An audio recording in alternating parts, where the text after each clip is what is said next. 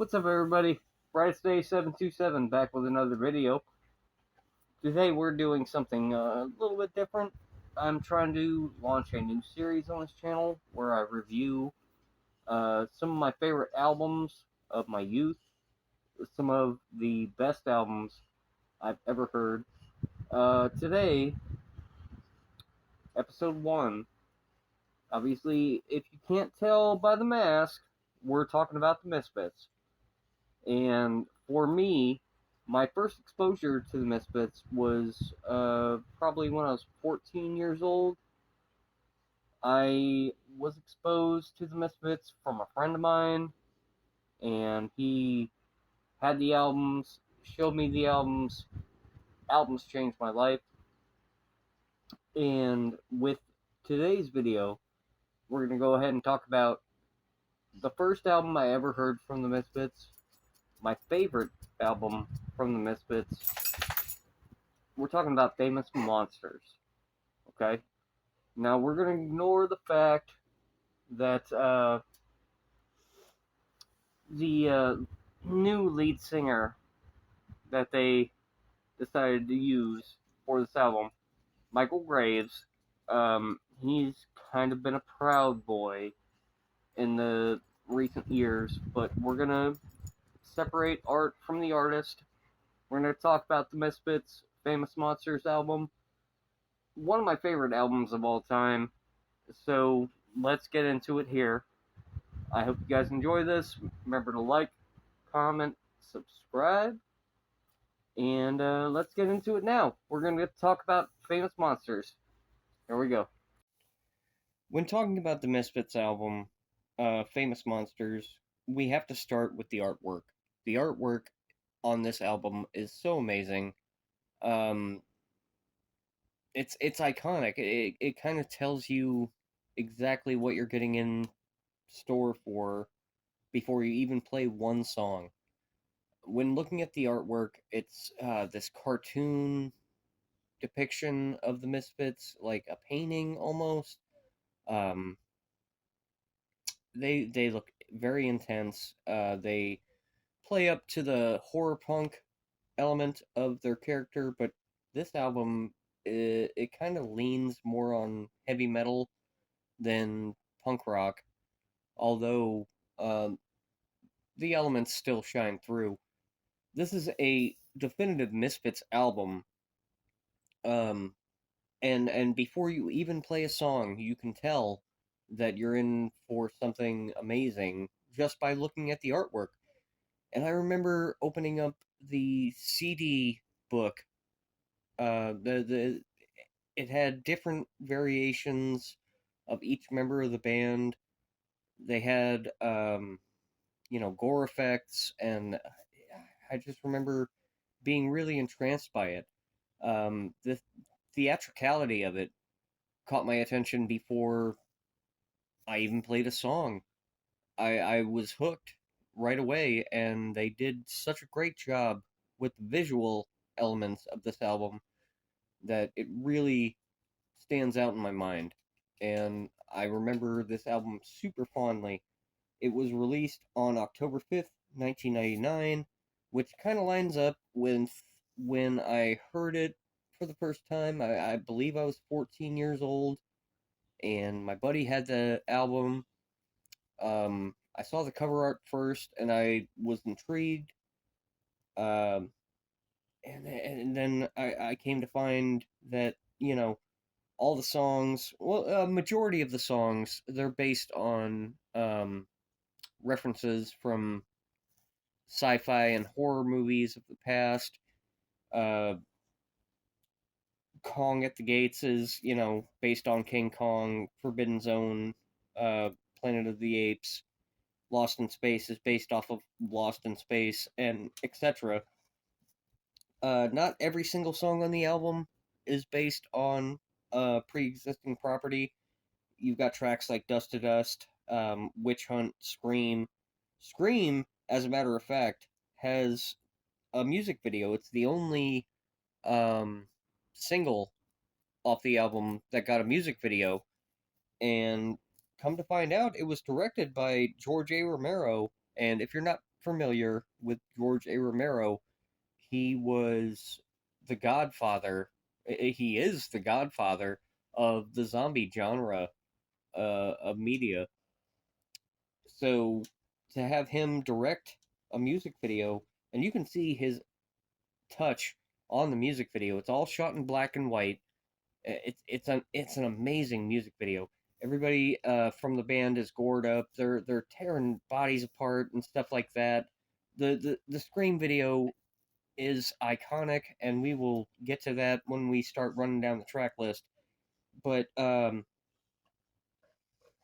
as far as the album as a whole, one of the interesting facts that I found out about this album when doing my research for the video is it actually peaked on the Billboard Top 200 at number 138. And if you know anything about Misfits lore, 138 is kind of important. They have a song, We Are 138. Um, I just find it ironic and kind of interesting that this particular album hit 138 on the Billboard Top 200. So that's an interesting little factoid for you. But we're going to go ahead and go down the track list now. Um, each of the songs, how they impact me, what I have taken away from them. Um, and here we go. Part two. Talking about the track list now. We're going to go ahead and discuss each track as they appear on the album, what I feel about each of them, and you know the references that come from each particular song. We're gonna start with "Calling at the Gates," an intro track. Uh, it's completely instrumental. A lot of hard bass, a lot of drum, a lot of driving guitar, very intense. Uh, One of the things I learned when researching for this video is that the professional wrestler Vampiro actually used Calling at the Gates for a short period of time as his entrance music. And Vampiro we will talk more about on this channel in other videos, but for this video, it is important to reference the fact that Vampiro actually had the Misfits accompany him to a lot of his matches in WCW. Um, Also affiliated with the Insane Clown Posse. A lot of love for Vampiro. Guy's got good taste. Anyway, we're gonna go ahead and talk about the next track. It's called Forbidden Zone. Forbidden Zone is such a good opening track for the album. It's fast, it's heavy, it's melodic, it's intense. Um, One of my favorite songs on the album, and a very good lead in. When you play the album start to finish, okay? And you're coming off of Calling at the Gates. It has this really intense wolf howl at the end of the track that leads into Forbidden Zone, and there's a term for it. I can't remember what it's called. Iambic pentameter or something like that, where one song leads into the next. Um, the way it's done here on this album is so good, and just Forbidden Zone as its own track, standalone track, an intro to the album. Um, it just draws you in. It's so good. It hits so hard. Uh, it plays to the punk rock element. It plays to the metal element. There's some sing song to it. It's just a very good track and fantastic as far as the first track on the album. Um, we're gonna roll into Lost in Space, which is the third track on the album. Lost in Space. I love this song. It just slaps. There's so many parts of it, and I wasn't a big fan of the Lost in Space series, but you have the Danger Will Robinson, like mixed into the song. Um, the production on this album, I have to say, is like top tier. Somebody really had care for these songs and put a lot into them, and it just shines through on each track on the album. Uh, the next track on the album is called Dust to Dust. Um, More of the same, you know. It's still very guitar driven, very heavy song. Dust to Dust. A little more on the melodic side, a little somber to it, but a fantastic song. The first few tracks on this album you cannot skip at all. If you're gonna listen to Famous Monsters, you are going to listen to these first few songs without a doubt. They're so good. Everybody is like doing their damn thing. Doyle's killing the guitar, Jerry's killing the bass. Michael Graves. This is actually his second album with the Misfits. They did American Psycho before this, but he really makes it his own on this album. They they they they do like the Misfits sound. It's hard to describe. It's punk rock, it's doo wop, it's sing song 50s style music. It's horror, it's metal.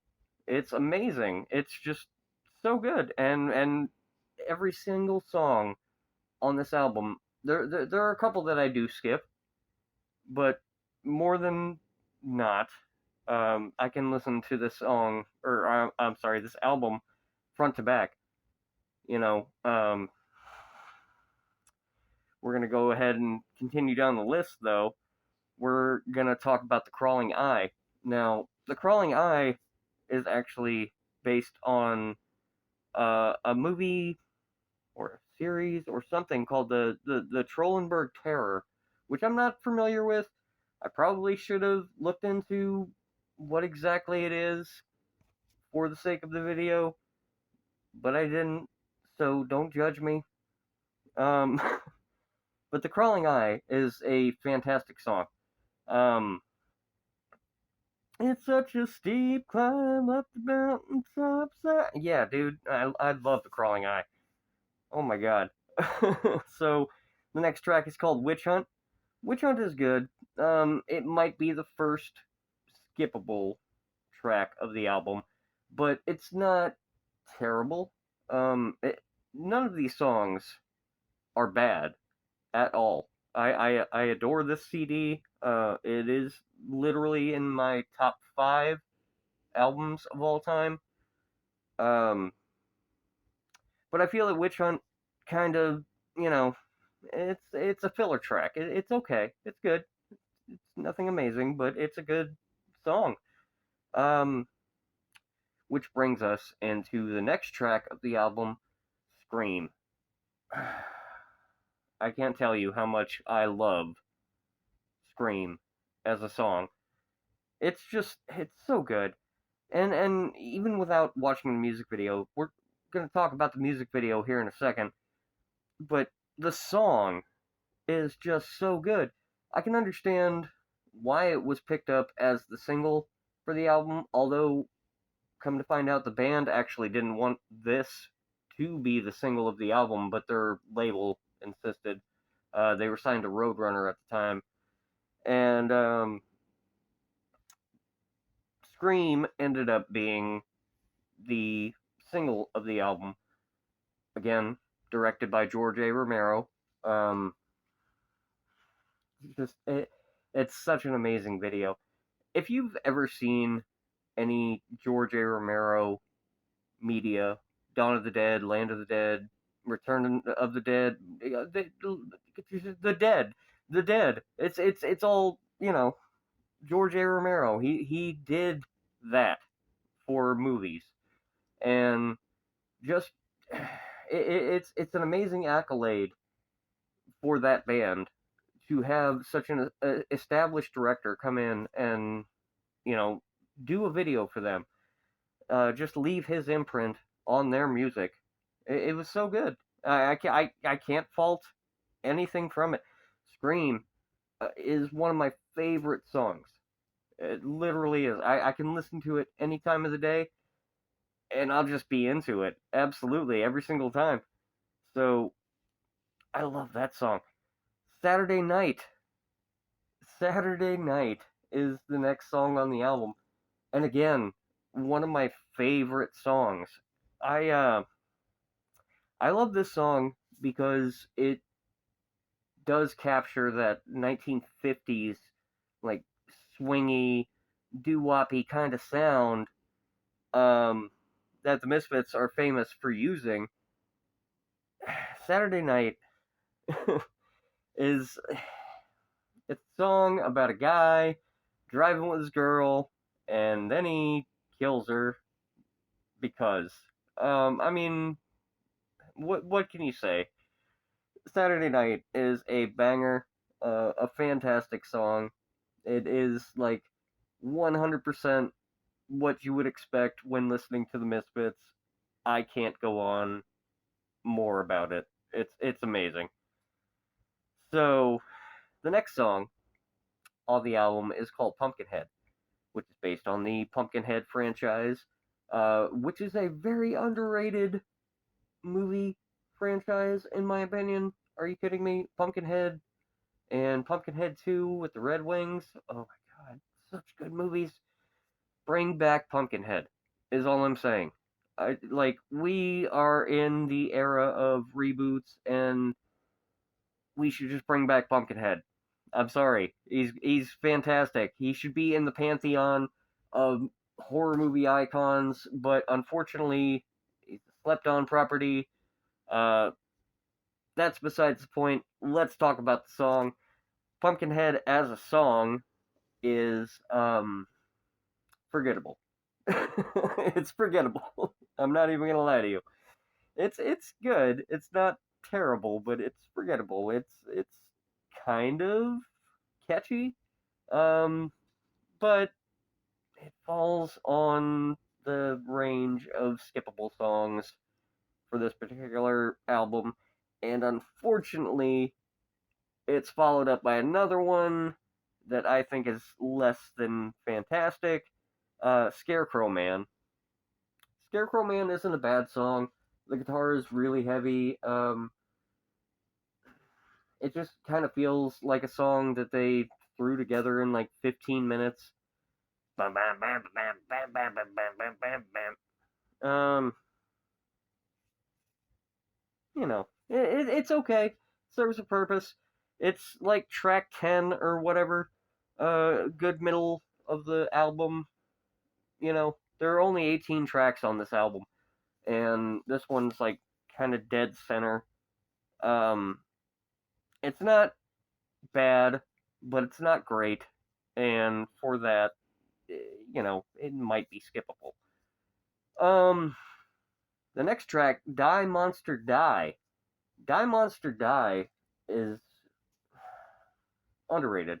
It's a very good track. It's heavy. It hits. With the Misfits, they have a certain style to them where it's like it's fast, it's heavy, it's hard, you know, it, it's hard to describe, but when you hear it, you know that that's the Misfits. They have a very definitive sound, and Die Monster Die kind of plays to that. It's kind of a generic Misfits song, but it's a really good one and worth a listen. The next track on the album is called Living Hell. Living Hell is one of my favorite songs. It like it's high and it's low. The energy is all over the place, but it hits so hard. Um, you can tell that Michael Graves put a lot into this album. Opposed to American Psycho, like I liked American Psycho as an album, but when you're talking about the Michael Graves era of the Misfits, like this album, is his magnum opus. You know what I mean? Like you could tell it's carefully crafted. They did so much with the artwork. They did so much with the track listing, and Living Hell is a testament to that. You know, he belts out so hard, and it's just it's really worth your attention. If you haven't heard Living Hell, I highly recommend. It's a amazing song. Um, and the next track on the album is called Descending Angels. Okay. So there's a version of this song that exists that was recorded by Jerry Only of the Misfits, who is typically the bassist for the band. Not a very accomplished vocalist. We love Jerry. We love you, Jerry. But the version that exists of Descending Angel that Jerry Only put out was not very good. I'm sorry. I love you, Jerry. I'm sorry, buddy. Uh, but the song that appears on Famous Monsters, performed by Michael Graves, fantastic. Yeah, amazing song. And I'm sorry if I use the same uh, qualifiers, to describe them, fantastic or amazing. And to be honest, I love this album. I love this album so much, and that's why I decided, you know, this would be my first real YouTube video. Um, but again, Descending Angel, uh, great song. Listen to it. Moving on. The next track is called Them, which is based off of a movie called Them, which I have never seen, but if it's good, I might check it out.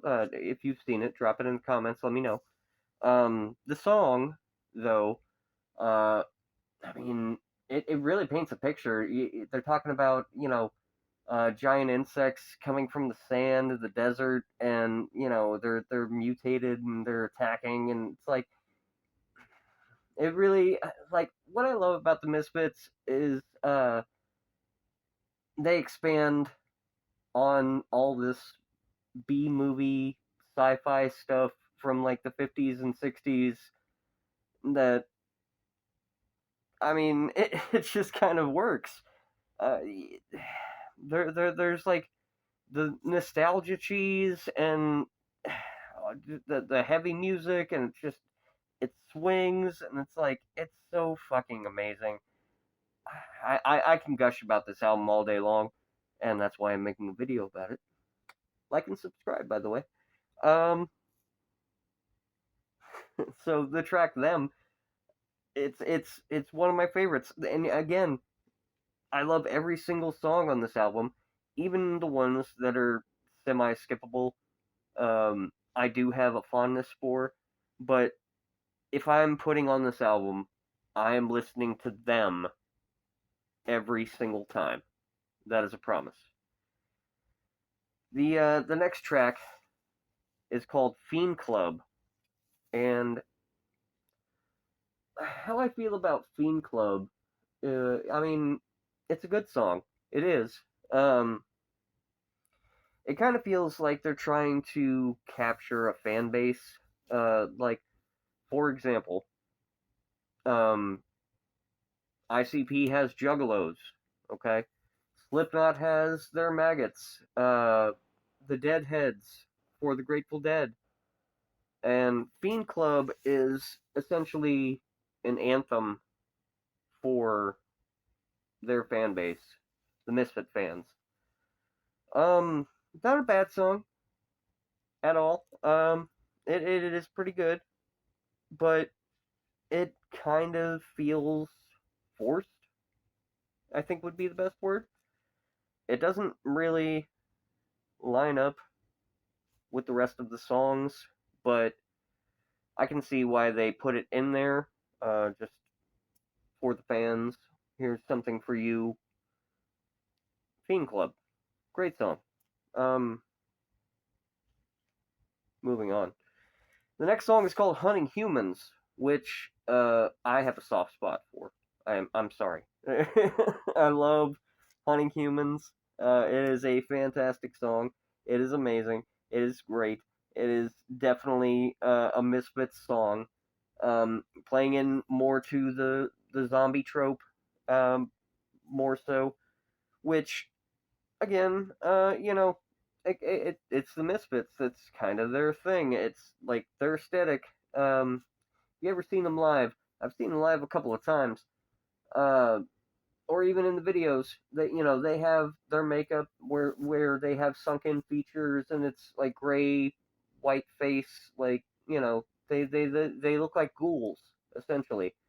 Um, and Hunting Humans kind of plays on that trope, which I like, and it's not a fucking bad song, honestly. I love Hunting Humans. Um, Next track is called Helena, and Helena is based off of a movie or franchise called Boxing Helena, which again I'm not familiar with. Next time I'll do more research, but give me a break. It's my first video.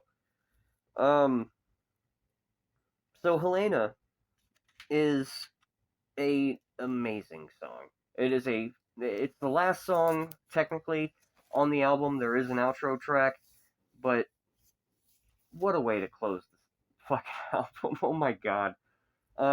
If I cut off your arms and cut off your legs, would you still love me anyway? Oh my Jesus. Such a good song. Come to find out though, in doing research for this video, in the European and Japanese release of this album, there was actually a Helena 2, which, I mean, it's not very different from the original. It feels more like a demo version, but it's very good. And with the European and Japanese release, you actually got a couple extra tracks. Um, One is called Devil Doll, which I actually never heard until doing my research for this video. Devil Doll slaps, okay? And I recommend that you check it out. That is a good song, and it really encapsulates the Misfits. The other bonus track for the European and Japanese release is a track called 1 Million Years BC, which I was familiar with. I had heard, okay, about to date myself. You guys remember LimeWire? Some of you might not remember LimeWire, but back in the day, when we would pirate things, I had 1 million years BC from LimeWire. That was the way I heard it initially, and it's a great song. I mean, really, all these songs, they are the Misfits songs. You know what I mean? Like, I love the previous work that they did with Glenn Danzig back in the day, um, but these collection of songs feel like, for me, definitive Misfits songs. You know what I mean? You can't go wrong with any of them. And even the title of the album itself, Famous Monsters, is an homage to the horror sci-fi magazine Famous Monsters of Filmland. Uh, and the Misfits actually took their font as their main logo font. So to me, this really feels like the Misfits' best album. Top of the line, bar none, best album they've ever released. Now, the last track on the album I didn't talk about yet, it's Kong Unleashed, again, based on King Kong. It's a bookend to Kong at the Gates from the beginning of the album. It's just a little bit more of the same guitar riff, more drums, chanting. I mean, not bad. It's a good way to close the album. But as a whole, this album fucking slaps, man. And honestly, more people should give it love.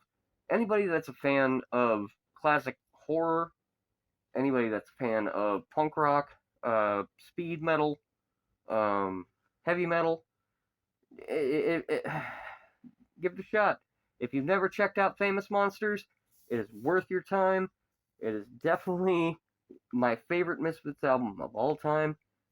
And with that, that's my album review. Thank you guys so much for watching. I appreciate your time. This is my first actual YouTube video, and I hope you guys enjoyed it. There will be more album reviews in the future. For now, like, comment, subscribe. I appreciate your time. Brightest Day 727. This has been my album review of the Misfits' Famous Monsters, and I appreciate you guys. See you in the next video.